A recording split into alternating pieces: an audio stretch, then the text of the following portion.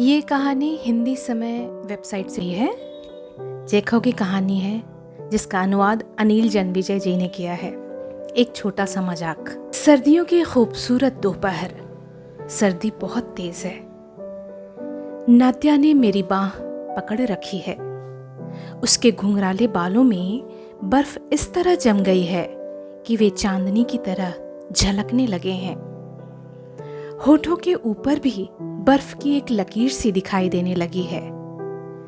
हम एक पहाड़ी पर खड़े हुए हैं। हमारे पैरों के नीचे मैदान पर एक ढलान पसरी हुई है जिसमें सूरज की रोशनी ऐसे चमक रही है जैसे उसकी परछाई शीशे में पड़ रही हो। हमारे पैरों के पास ही एक स्लेज पड़ी हुई है जिसकी गद्दी पर लाल कपड़ा लगा हुआ है। चलो नाद्या, एक बार फिसले, मैंने नाद्या से कहा। सिर्फ एक बार, घबराओ नहीं, हमें कुछ नहीं होगा, हम ठीक ठाक नीचे पहुंच जाएंगे। लेकिन नाद्या डर रही है। यहां से पहाड़ी की कगार से नीचे मैदान तक का रास्ता उसे बेहद लंबा लग रहा है। वह भय से पीली पड़ गई है। जब वह ऊपर से नीचे की ओर झांकती है और जब मैं उससे स्लेज पर बैठने को कहता हूं तो जैसे उसका दम निकल जाता है। मैं सोचता हूं, लेकिन तब क्या होगा जब वह नीचे फिसलने का खतरा उठा लेगी? वह तो भय से मर ही जाएगी या पागल ही हो जाएगी। मेरी बात मान लो, मैंने उससे कहा। नहीं नहीं, डरो नहीं, तुम में हिम्मत की कमी है क्या? आखिरकार वह मान जाती है और मैं उसके चेहरे के भावों को पढ़ता हूं। ऐसा लगता है जैसे मौत का खतरा मोल लेकर ही उसने मेरी यह बात मानी है। वह भय से सफेद पड़ चुकी है और कांप रही है। मैं उसे स्लेज पर बैठाकर उसके कंधों पर अपना हाथ रखकर उसके पीछे बैठ जाता हूं। हम उस अथाह गहराई की ओर फिसलने लगते हैं। स्लेज गोली की तरह बड़ी तेजी से नीचे जा रही है। बेहद ठंडी हवा हमारे चेहरों पर चोट कर रही है।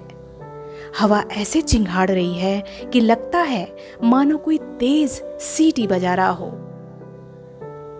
हवा जैसे गुस्से से हमारे बदनों को चीर रही है। वह हमारे सर उतार लेना चाहती है। हवा इतनी तेज है कि सांस लेना भी मुश्किल है। लगता है मानो शैतान हमें अपने पंजों में जकड़कर गरजते हुए नरक की ओर खींच रहा है। आसपास की सारी चीजें जैसे एक तेजी से भागती हुई लकीर में बदल गई हैं। ऐसा महसूस होता है कि आने वाले पल में ही हम मर जाएंगे। मैं तुमसे प्यार करता हूँ नात्या, मैं धीमे से कहता हूँ। स्लेज की गति धीरे धीरे कम हो जाती है। हवा का गरजना और स्लेज का गूंजना अब इतना भयानक नहीं लगता। हमारे दम में दम आता है और आखिरकार हम नीचे पहुंच जाते हैं। नात्या अधमरी सी हो रही है। वह सफेद पड़ गई है।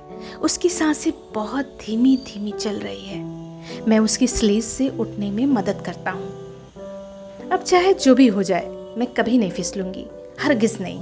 आज तो मरते मरते बची हूँ, मेरी ओर देखते हुए उसने कहा।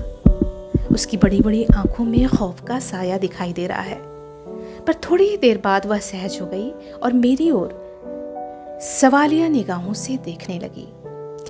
क्या उसने सचमुच वे शब्द सुने थे या उसे ऐसा बस महसूस हुआ था? सिर्फ हवा की गरज थी वह। मैं नाद्या के पास ही खड़ा हूँ। मैं सिगरेट पी रहा हूँ और अपने दस्ताने को ध्यान से देख रहा हूँ। नाद्या मेरा हाथ अपने हाथ में ले लेती है और हम देर तक पहाड़ी के आसपास घूमते रहते हैं। यह पहेली उसको परेशान कर रही है। वे शब्द जो उसने पहाड़ी से नीचे फिसलते हुए सुने थे, सच में कहे गए थे या नहीं? यह बात वास्तव में हुई या नहीं? यह सच है या झूठ? अब यह सवाल उसके लिए स्वाभिमान का सवाल हो गया है, उसकी इज्जत का सवाल हो गया है। जैसे उसकी जिंदगी और उसके जीवन की खुशी इस बात पर निर्भर करती है। यह बात उसके लिए महत्वपूर्ण है, दुनिया में शायद सर्वाधिक महत्वपूर्ण।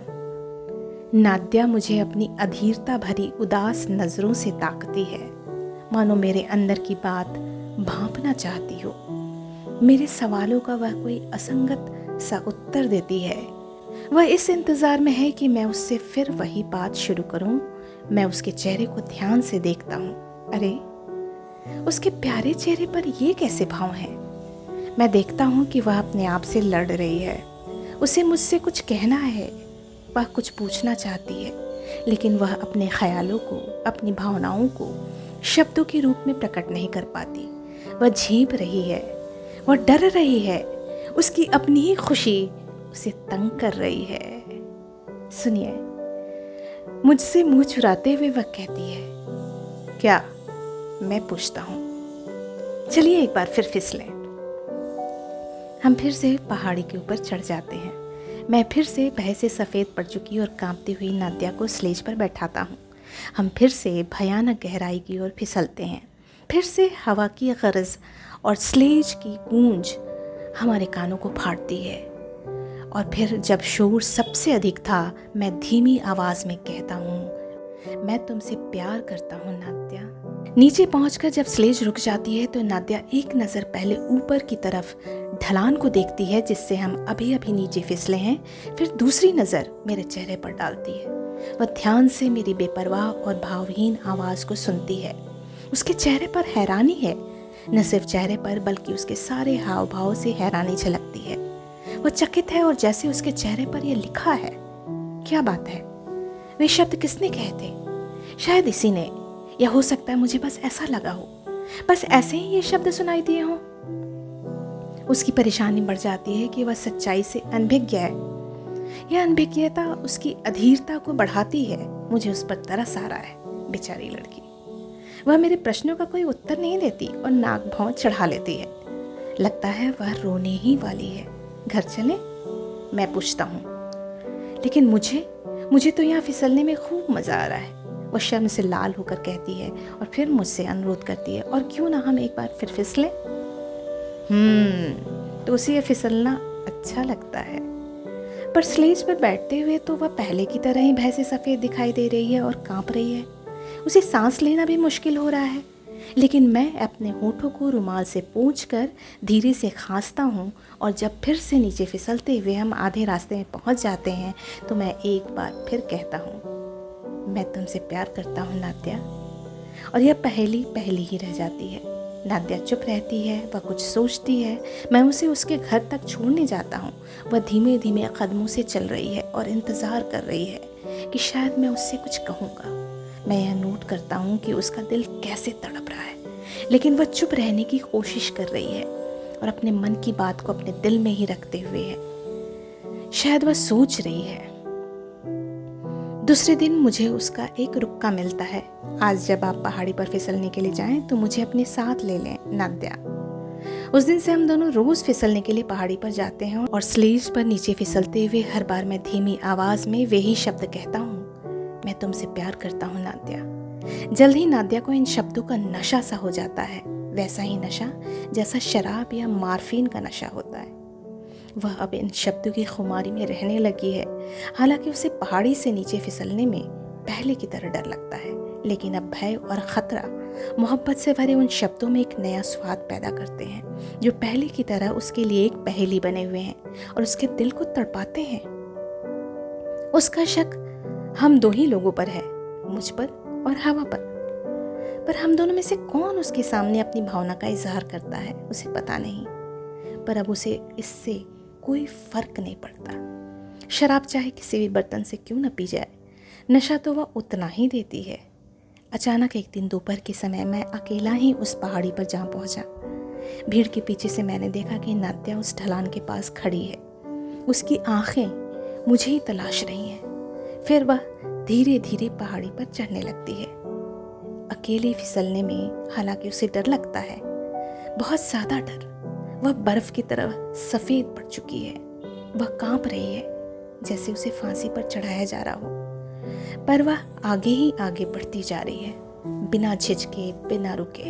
शायद आखिर उसने फैसला कर ही लिया है कि वह इस बार अकेली नीचे फिसल कर देखेगी कि जब मैं अकेली होऊंगी तो क्या मुझे वे मीठे शब्द सुनाई देंगे या नहीं।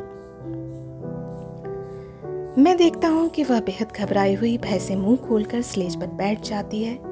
वह अपनी आंखें बंद कर लेती है और जैसे जीवन से विदा लेकर नीचे की ओर फिसल पड़ती है।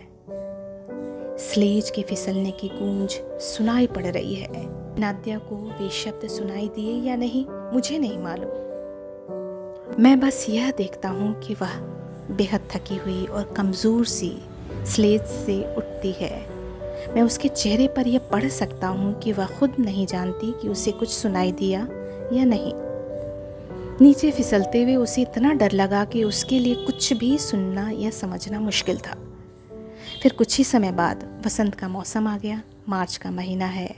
सूरज की किरणें पहले से अधिक गर्म हो गई हैं। फिर से सूरज की किरणें पहले से अधिक गर्म हो गई हैं। हमारी बर्फ से ढकी वह सफ़ेद पहाड़ी भी काली पड़ गई है। उसकी चमक खत्म हो गई है। धीरे धीरे सारी बर्फ पिघल जाती है। हमारा फिसलना बंद हो गया है और अब नादिया उन शब्दों को नहीं सुन पाएगी। उससे वे शब्द कहने वाला भी अब कोई नहीं है। हवा खामोश हो गई है और मैं यह शहर छोड़कर पीटरबर्ग जाने वाला हूँ। हो सकता है कि मैं हमेशा के लिए वहाँ चला जाऊँगा। मेरे पीटरबर्ग रवाना होने से शायद 2 दिन पहले की बात है। संध्या समय मैं बगीचे में बैठा था। जिस मकान में नादिया रहती है वह बगीचा उससे जुड़ा हुआ था और एक ऊंची बाड़ ही नादिया के मकान को उस बगीचे से अलग करती थी। अभी भी मौसम में काफ़ी ठंड है। कहीं कहीं बर्फ़ पड़ी दिखाई देती है। हरियाली अभी नहीं है, लेकिन वसंत की सुगंध महसूस होने लगी है। शाम को पक्षियों की चहचहाहट सुनाई देने लगी है। मैं बाड़ के पास आ जाता हूँ और एक दरार में से नादिया के घर की तरफ देखता हूँ। नादिया बरामदे में खड़ी है और उदास नज़रों से आसमान की ओर ताक रही है। बसंती हवा उसके उदास फीके चेहरे को सहला रही है। यह हवा उसे उस हवा की याद दिलाती है जो तब पहाड़ी पर गरजा करती थी जब उसने वे शब्द सुने थे। उसका चेहरा और उदास हो जाता है। गाल पर आंसू ढुलकने लगते हैं और बेचारी लड़की अपने हाथ इस तरह से आगे बढ़ाती है मानो वह उस हवा से प्रार्थना कर रही हो कि वह एक बार फिर से उसके लिए वे शब्द दोहराए। और जब हवा का एक झोंका आता है तो मैं फिर धीमी आवाज़ में कहता हूँ, मैं तुमसे प्यार करता हूँ नादिया। अचानक न जाने नादिया को क्या हुआ। वह चौंक कर मुस्कुराने लगती है और हवा की ओर हाथ बढ़ाती है। वह बेहद खुश है, बेहद सुखी, बेहद सुंदर। और मैं अपना सामान बांधने के लिए घर लौट आता हूँ। यह बहुत पहले की बात है। अब नादिया की शादी हो चुकी है। उसने खुद शादी का फैसला किया या नहीं इससे कोई फर्क नहीं पड़ता। उसका पति एक बड़ा अफसर है और उनके 3 बच्चे हैं। वह उस समय को आज भी नहीं भूल पाई है जब हम फिसलने के लिए पहाड़ी पर जाया करते थे। हवा के वे शब्द उसे आज भी याद है। यह उसके जीवन की सबसे सुखद, हृदय स्पर्शी और खूबसूरत याद है। और अब जब मैं प्रौढ़ हो चुका हूँ, मैं यह नहीं समझ पाता हूँ कि मैंने उससे वे शब्द क्यों कहे थे, किस लिए मैंने उसके साथ ऐसा मजाक किया था। तो दोस्तों, सुनो कहानी में आज ये कहानी थी प्यारी सी, छोटी सी। अगले रविवार फिर किसी कहानी के साथ हाजिर होंगे। तब तक के लिए धन्यवाद। खुश रहिए, मुस्कुराते रहिए।